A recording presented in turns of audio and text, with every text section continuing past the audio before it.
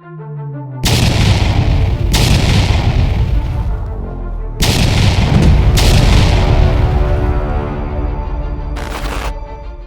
increasingly rare for Russian regiments to organize a large mechanized attack.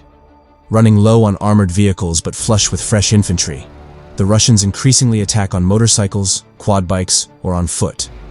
So it's worth taking note when and where Russian forces roll out some of their vanishingly rare tanks, infantry fighting vehicles, and armored personnel carriers. The targets of the infrequent mechanized assaults are some of the Russians' main objectives as their wider war on Ukraine grinds into its 40th month.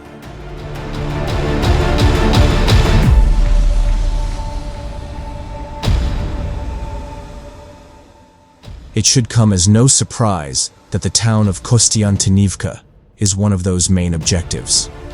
Frustrated in their attempts to directly attack the fortress city of Pokrovsk in eastern Ukraine's Donetsk Oblast, Russia's forces are trying to flank Pokrovsk by rolling through Constantinovka, 40 kilometers to the northeast. They're willing to risk some of their armored vehicles for the chance to capture Constantinovka.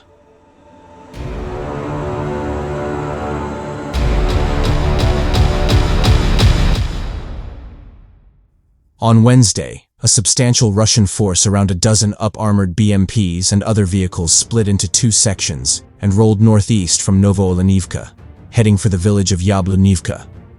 They didn't get very far. The Ukrainian 36th Marine Brigade and 12th Azov Brigade spotted the approaching vehicles and hit them with drones and potentially other munitions. When the smoke cleared, half or more of the vehicles were on fire.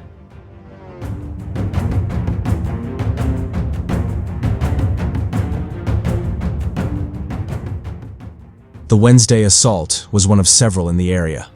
All failed.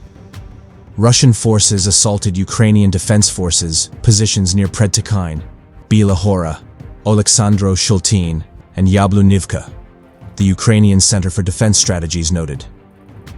Ukrainian units prevented any deterioration of tactical positions. But the enemy continues to build up forces for further attacks, CDS noted. And at least one analyst isn't optimistic Ukrainian lines will hold. The Russians may be low on armored vehicles, but they've got infantry to spare thanks to strong recruiting numbers driven in part by generous enlistment bonuses.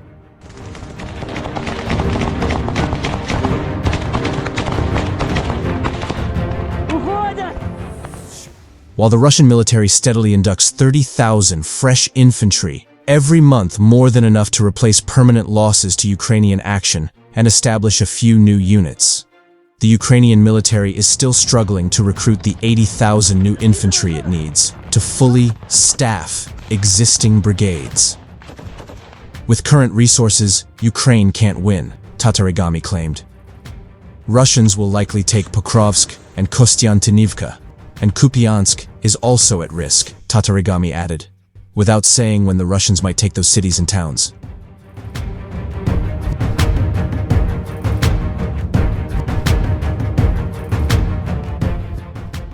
But a Russian advance through and around Pokrovsk wouldn't necessarily signal catastrophic defeat for Ukraine, nor decisive victory for Russia.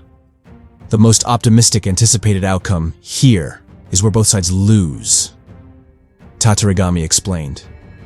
Russia's realistic goal may no longer be outright occupation, Tatarigami added, but rather rendering Ukraine unviable as a functioning state, undermining its economy, depopulating its cities, and precipitating long-term socio-political collapse.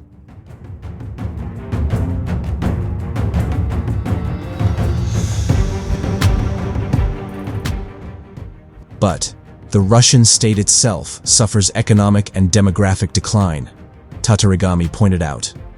In 40 months, more than 1 million Russians have been killed or wounded. War spending now accounts for 40% of the Kremlin's budget. Even a successful outcome in Ukraine could leave Russia so depleted that it enters its own period of internal instability and geopolitical marginalization. If Ukraine manages to repel Russian advances, why wouldn't that constitute a victory? Because, as noted, winning a war is not only about holding ground, it's about what remains afterward.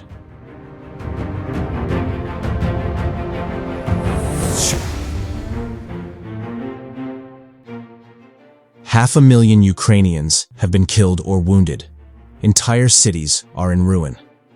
A country left with ruined infrastructure, lost territories, millions of its citizens displaced, and a dramatically aged population with a GDP per capita over twice smaller than Mexico cannot claim a strategic win. It's better for Ukrainian forces to repulse a Russian mechanized attack than to not repulse a Russian mechanized attack. But that's fleeting good news in a war that's catastrophic for both sides. If you think this has a happy ending, Tatarigami concluded, you haven't been paying attention.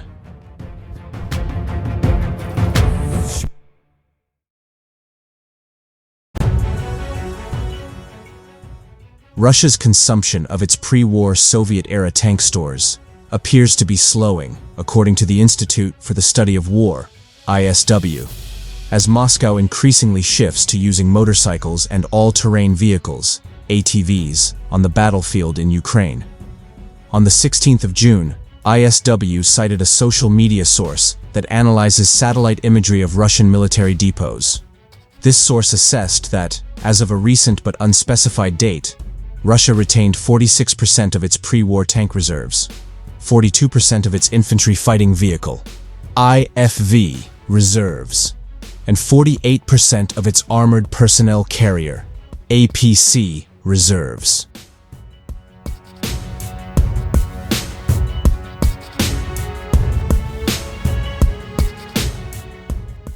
The data reflects only a modest decline from December 2024, when the same source assessed Russia had 47% of tanks, 52% of IFVs, and 45% of APCs still in storage.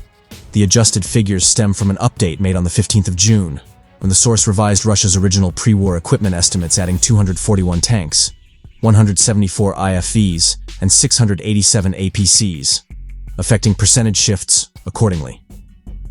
The same source reported that most vehicle reserves have been withdrawn from 8 key Russian depots. Based on this trend, the source concluded that Russia is likely to exhaust its remaining armored reserves by the end of 2025.